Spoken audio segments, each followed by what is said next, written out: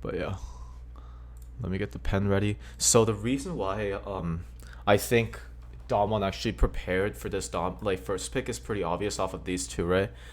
They got Ornn and Renekton out of the way. Ornn is a stable champion. Camille is like Ornn is a stable pick against Camille. Like they're trying to drag it out, and Renekton is like somewhat of a soft counter pick and also is able to neutralize and also have a sideline threat during the 1.1.5 power spike where this guy has Blade of the Ruin King and Phage and is able to fight against Camille for real.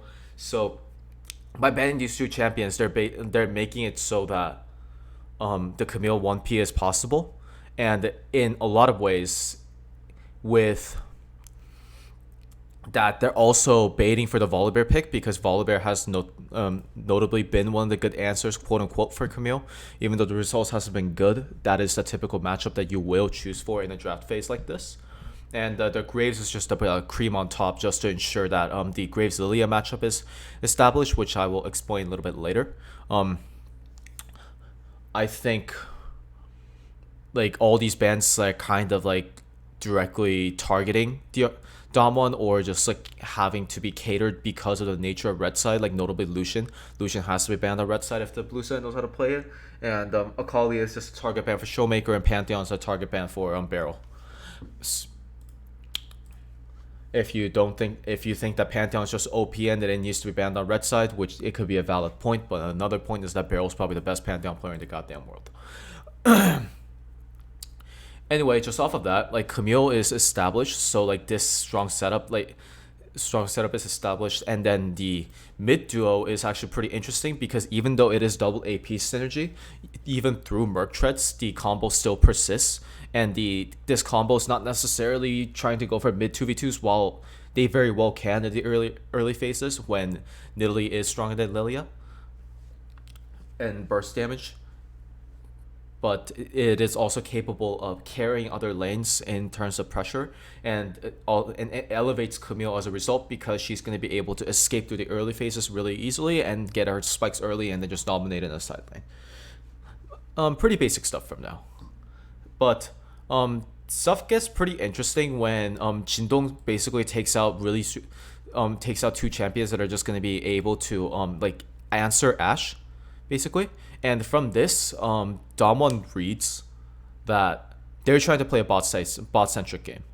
Just off of these, like they're able to determine that because they do already have an Ashe picked up, which is very strong as a bot laner already, and they do have the red side counter pick, so you could pretty much assume that they're going to be going for something sort around the line of picking support counter and then ensuring that you have a strong bot lane to snowball the game out of. And so what Damwon does in response is that they take out two supports that are able to accomplish that really well with one really good bush control and second with good dive setup. So accordingly, they take out the Hextech Flash Galore set and then also Thresh. So from here, like with those two supports out of the way, Jindong's draft becomes kind of weird because now they have to first have a really strong mid laner that is going to be able to match the 2v2 and then neutralize this lane so the bot lane can be isolated, which is the correct thing to do. But Damwon's response is too easy. Because what they have to do is, since there's only two champions that are currently open, and they cannot blind support here because of the 1 in a million occasion that this could get countered, the two champions that are open right now is Not and Leona. Right on top of like, and in this synergy, Leona is a superior champion to Nautilus in an isolated matchup. So Damwon is just able to take that champion away, and then Jindong is just stuck with Nautilus. Remember that you cannot pick support here, otherwise you might run into the risk of getting countered, especially when it's a Leona lane. And Damwon will be more than happy to do that. They could pick Braum or something, and that could be catastrophic. Or they could pick champions like Rakan. Like there's a lot of things that they could do. So when that happens, then they're just going to be able to pick that as a result. And then Leona is just going to be picked like that. And then they cannot. And on the other hand, they can't really pick champions like Braum. They can't really pick champions like Rakan just because of the laning phase issue. And remember that when you pick those two champions, it doesn't sync well with Jindong in response because if they do that, then they're basically sacking their bot wave because the supports are not going to be that strong. Isn't the Jace pick doo-doo? I think the Jace pick is not bad because it accomplishes two things, right? It accomplishes the mixed AP jungle mix ratio. I think that is a really important thing that Jindong identified that they need to do because they need to win this mid 2v2 matchup in order to like shut down, in order to gate the TF from roaming. I think that was their ID, and then they also have to think about potential like risks of what happens when their team composition like falters on the top side, because then at that time the Jace will remain an insurance for secondary AD damage that is going to be really important, especially when Lilia is the one that needs to get really ahead. So I think like those two cases are like the reasons why they picked it, and that's why the like the second ban phase for Jindong was more uncomfortable than Damwon's. Because Damwon's comp has a very clear identity. They're able to survive on the bot side of the map because of the favorable support matchup and because of Jin's strong laning phase that is able to match Ashes. And then the top side is just so strong. TF is going to be able to stand even because he's going to be going Corrupting Potion and then spending a lot of his mana to shove out the lane. And then Nidalee is going to be able to apply the pressure and then pressure Lilia early, which is the win con for Nidalee. Because if Lilia is able to like get camps against from her, then she scales significantly harder, and that's going to be a big issue for this team. So Damwon's ID of the comps, like Daimon able to identify what clearly Jindong is able to do, and in response, Jindong should be able to correctly identify what Damwon wants to do as well. And the major issue that comes to being, from my point, is one team identifies it well and then executes it, and the other team kind of falters. And the main point, like the one that a lot of analysts and like I've seen a lot of people tweet about, is this play. So I'm going to why do you think they picked Nautilus? Because they cannot pick, they have to pick a snowballing bot side that requires them to make a play out of it. But however, like if you pick support on 4P, then you run the risk of getting it countered.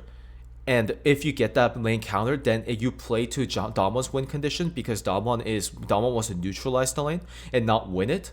So picks like Braum and picks like Rakan that do well into Leona are fine. But if Damwon picks Leona during blue 4-5, then they have to respond with Nautilus and take that loss, because they still need to snowball this game. Because topside is not going to be able to function. Nidalee Camille is going to is going to be able to singly target out Lilia and just one-shot her before Volibear has a say about it, and they don't want to play towards that side, so they have to play towards the bot side. That's at least my take on it. And anyway, we need to identify a couple things before we actually establish about why this invade was really important for JDG. In terms of like the jungle matchup, when we're talking about the junglers and when you're playing towards the bot side of the map, it's really imperative that you are cycling these camps as much as possible and having it high up in camp to the point that you're going to be able to path down here and then have high level camps up, and during the second camp timer for it to set up to a significant dive. Because remember, level 3 dives are very difficult to pull off, especially when they have double TP. So like that idea is obsolete. So you're going to be looking for a dive timer around level 5 to level 6, which is going to be coinciding by the time that the second camps are going to be slowly spawning, and that will be the time that the transfer. And with transfer, you're going to be able to get Jace to shove out mid and then gate the TF roam. And potentially there's going to be an exchange towards the top side that is going to prevent Camille from roaming because of Volibear's early advantage. So that is Jindong's idea of how to play this game. They're going to invade early. They're going to take this camp, and then Kanavi's going to be able to clear this side first and then path top side. And then he's going to be able to adjust the pathing accordingly and have the early camp set up ready, so it's going to be readily available for him to visit and then constantly pressure towards the boss side of the map. That was his game plan, and Damwon understands that. So when they make this play, one thing to keep in mind is Noguri's position. So This position is really smart because it is equidistantly the same distance that he requires to travel in terms of like the pathway. Because let's take a look at the relative length of the time that he needs to do it, where he needs to go this way to go to lane, and he needs to do this to help, or this. Relatively is the same equidistant distance. So he is positioned in a specific place where he could roam to any play that is possible. So in case that they go for an invade, that he's ready to join the fight. So they make the play. Noguri immediately heads down. And they're able to disrupt this play, which by God's strand of luck, Kanavi gets to get out without burning a flash. And Camille's able to able to return to lane and then still not miss minion EXP, which is very important, while using TP topside. So the byproduct of that play is Damwon gains and loses. So this is how they should be thinking, and they do that because we're going to be able to prove why they do that later on. Off of that play, Damwon gains condition to stop Lilia play, which is the early invade towards top, and then clear top blue side, and then clear top side, and then reset and then constantly cycle these camps and play around mid prio, and then constantly be able to contest this. This is Lilia's ideal play because he wants to segment this map this way.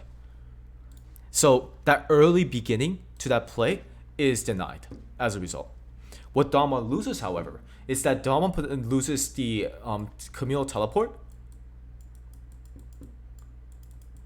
which could have consequential problems that is connected to the bot side, because with Volibear TP, then it creates a situation where, especially around the 5 to 6 levels 5 to 6 timer, that there could even be potentially a 5-man dive on the bot side of the map. So Damwon knows what they gain, so they just need to gauge about what they lose. So they're going to be able to do, they're going to be keeping this in mind as they play on the game. They need to equalize with Volibear TP. That is their next agenda.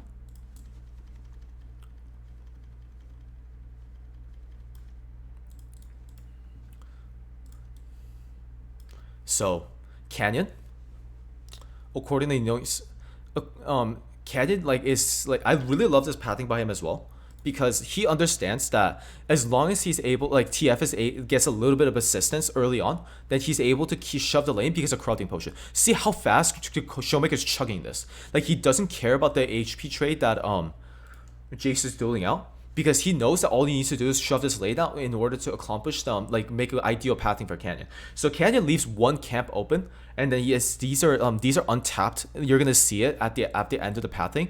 So he ruins these camps, and as a result forces Lilia to answer to this top side, and then think twice about constantly cycling these two camps, because by disrupting these two clears, that he is forcing Lilia to be in a really difficult situation where he's preventing this one linear pathing to get the maximized amount of levels.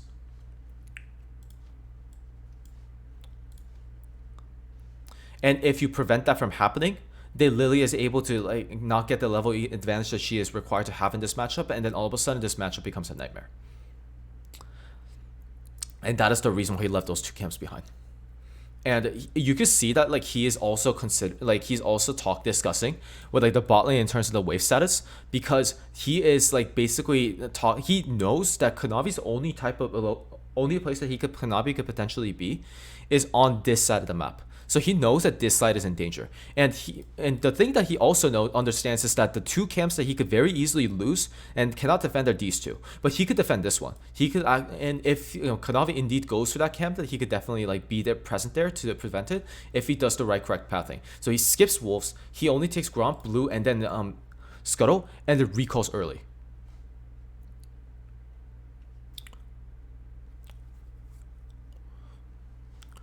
And what that leads to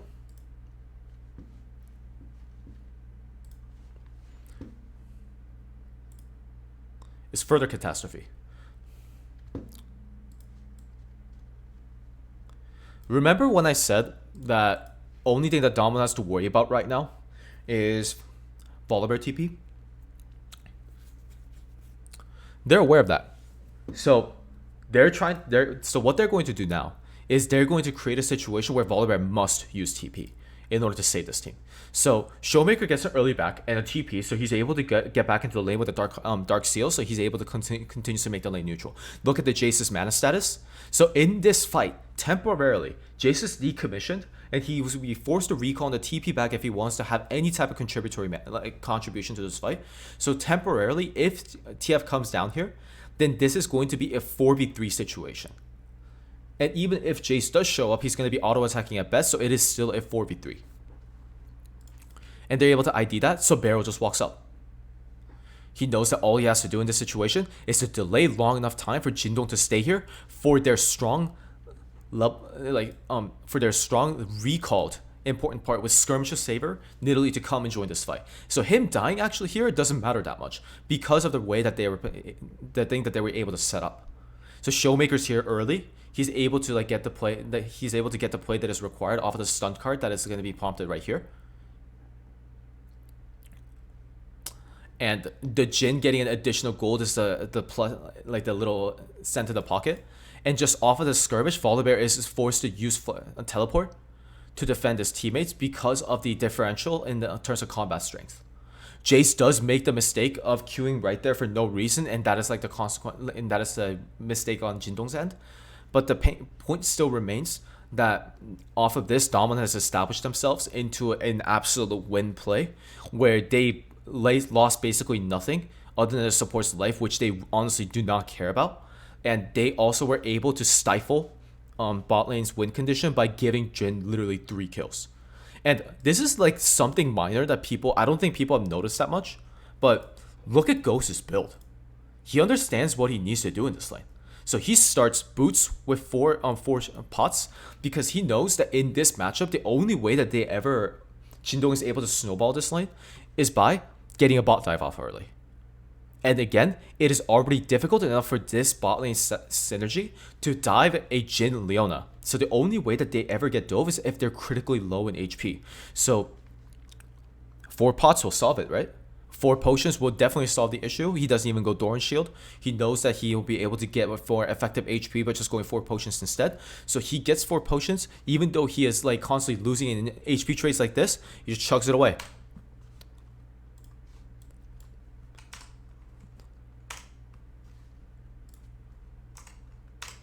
Gets zoned off of tower, don't matter. Just keep chugging. And then chug throughout the entire time. And he's able, and in the timer that would normally be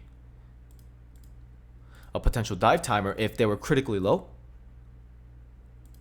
like this, they're full HP. The minion wave is stacking up, and they should be feeling scared right now because they're quickly shoving up the wave, and this will be normally a dive. Because if we think about it in perspective, guys, if these guys were low, then like this is a time where Volibear just uses TP and then goes for a dive here, right?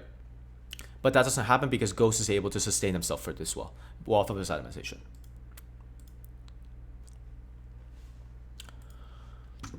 Taking a look at the I'm not going to spend too much time on other stuff. I'm going to be talking about 2 other things in length, of course. And it is off of this the consequence of what happens when a bot lane gets the tempo lead that they're not supposed to get. Because now Jindong is desperate because they know that their win con just got foiled. Jin is significantly ahead in terms of item spikes, and the Blade of the Ruin King timer with Bilgewater Cutlass is now void because of Jin's ability to get that spike faster with BF Sword, and he's only going to be on an upward trajectory until his first item, which is going to spike in. So LV Mao has to make a play elsewhere on the map to snowball this game. And the way that you make pressure bot side is by making mid ahead. So Showmaker actually knows that the only way that he needs to do, like they could potentially play this is by support and roaming around this timer where neither of them are needed. Realize that both of these guys are not in bot lane because both of them recognize that they're not required for them to make this play.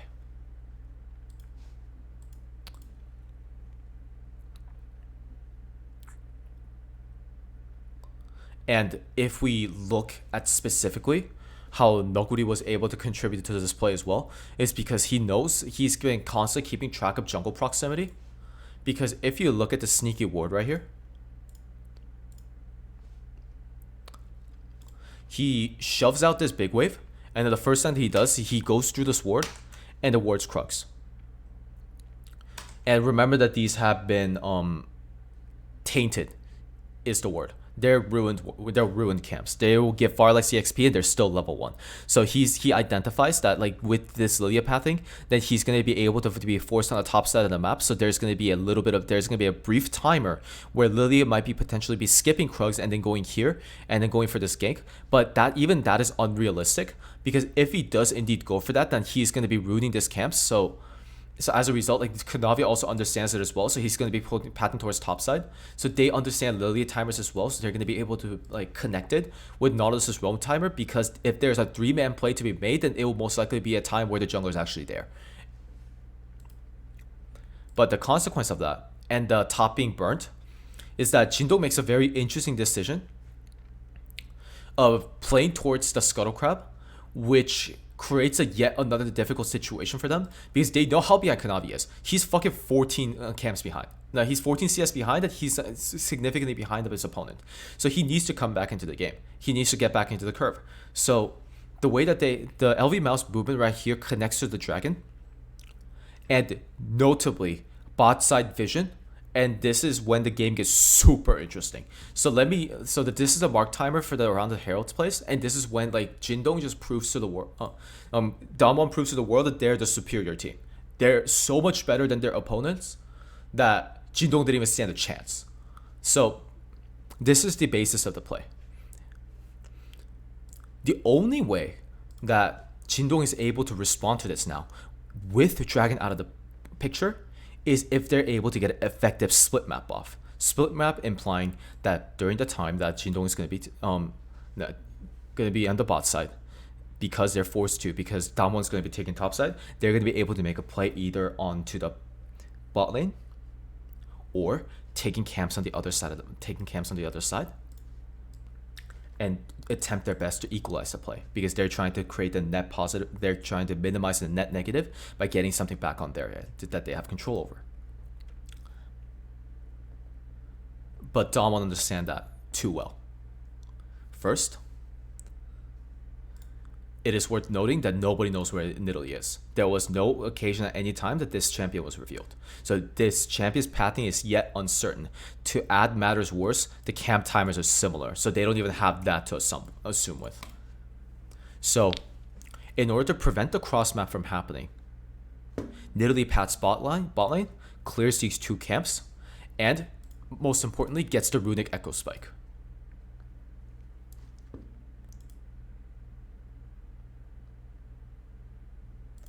So when that happens,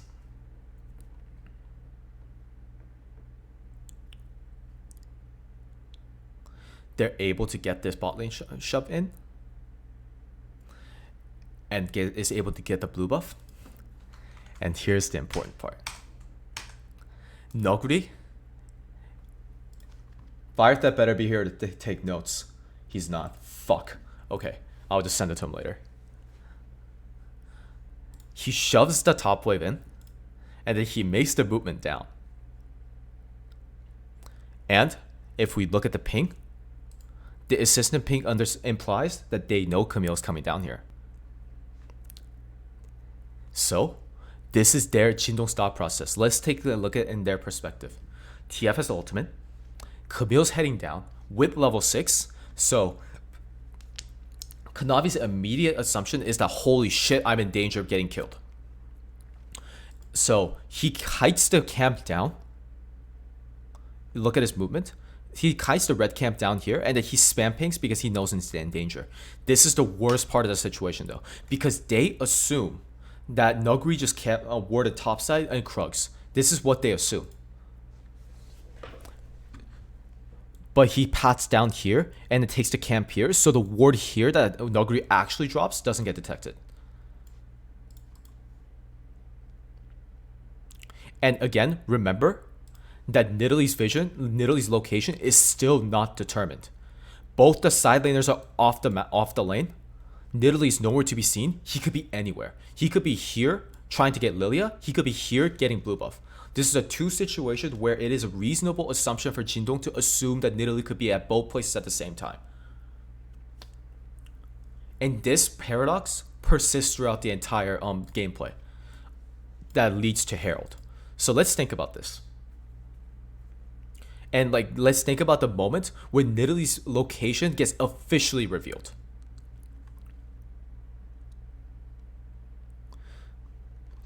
So they're able to make this play, and Nidalee's position is revealed when it's already too late. Damwon already gained everything they needed. They got the vision control here to identify where Lilia was.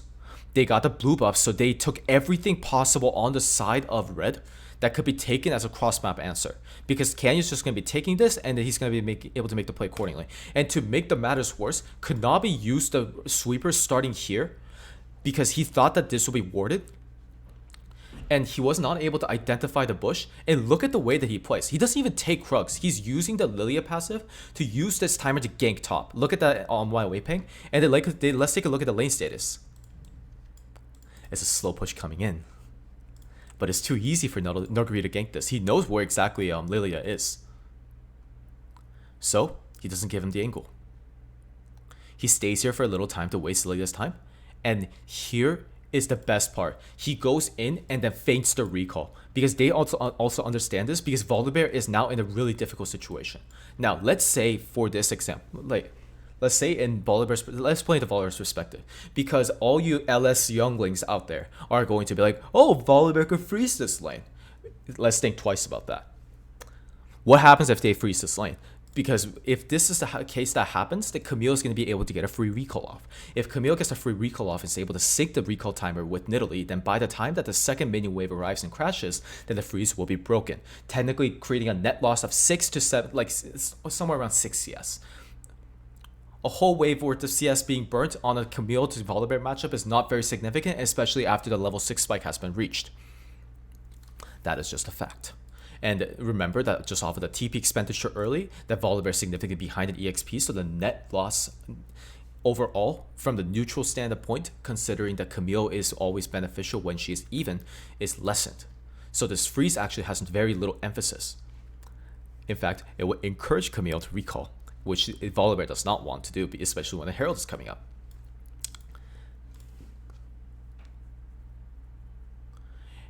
And with a feint, then Volibear is in a very difficult situation where he doesn't understand whether or not he's supposed to hard shove or shove the lane. So he cannot recall either.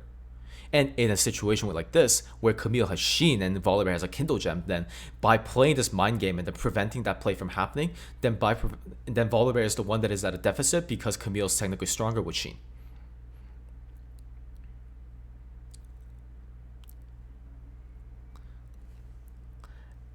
And to make matters worse,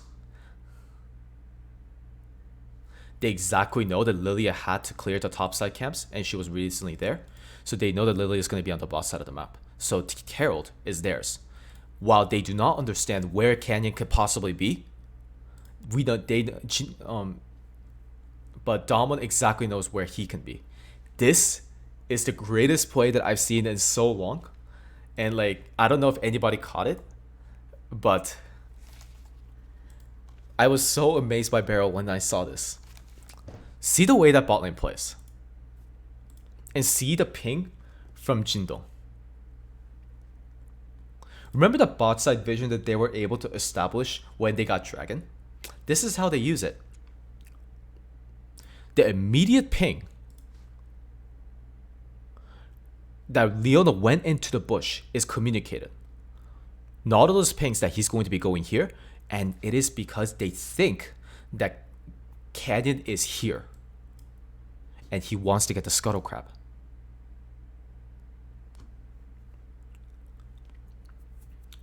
So Jindong is like, our Lilia that has recalled from the map and has runic echoes is going to be down here. Our Jace is relatively well recalled. He has a pickaxe and a lot of AD early, so we're able to take the skirmish here, and we're going to fight here if they try to contest. And all of that is because Leona went into this bush and they don't have control here. They don't know where Leona is.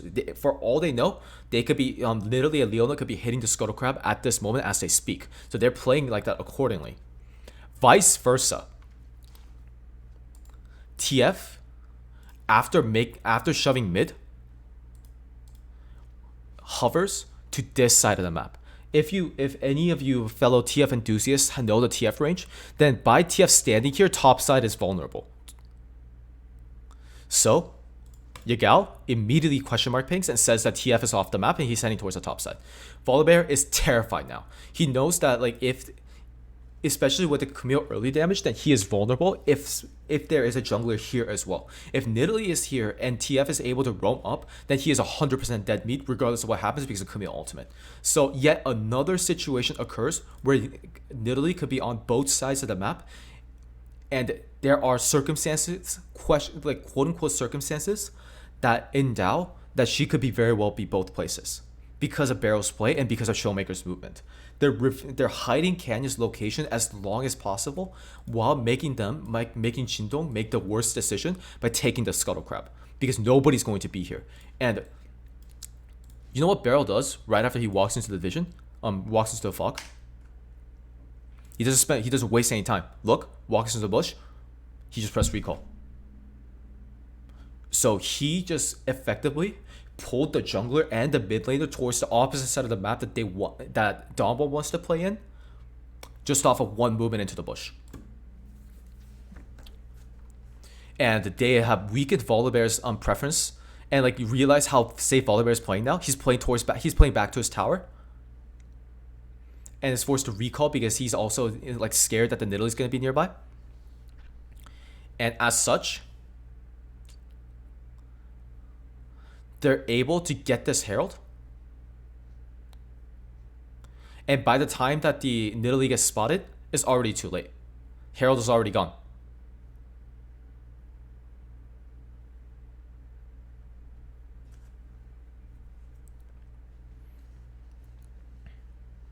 And in this situation, to make matters, the accumulating play for this ends here, where Barrel's location is still not revealed, and they did not keep track of how fast he has pressed the recall and he is already on the top side because they don't know how fast he is.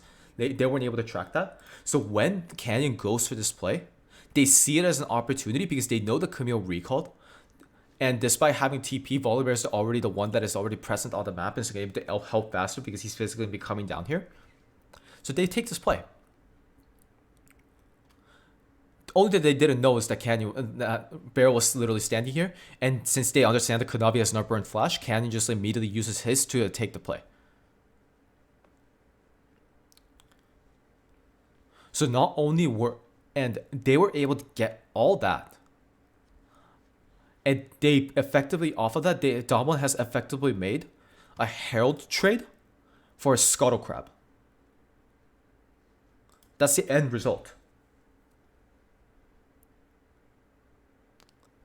And this ability is able to segue very well to the top side because Lilia has effectively been shut out of this side because of the early play. And Zoom playing with an unfavorable wave is punished as a result. So top side is completely ripped wide open.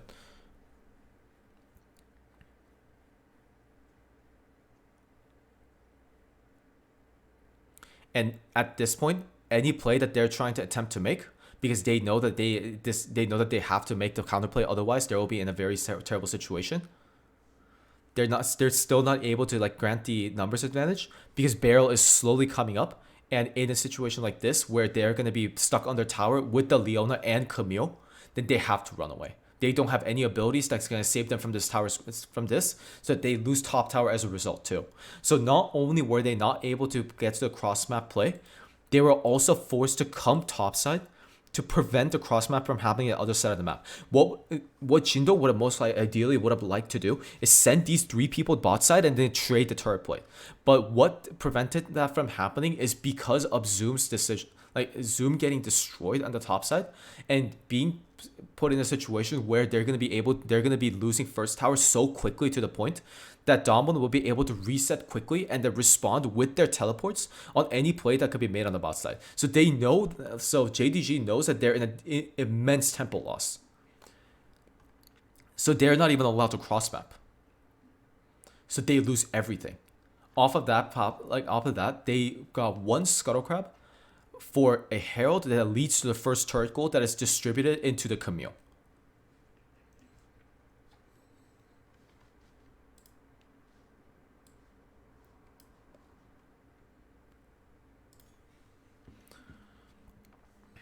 And that is why Damwon is the best team in the world right now.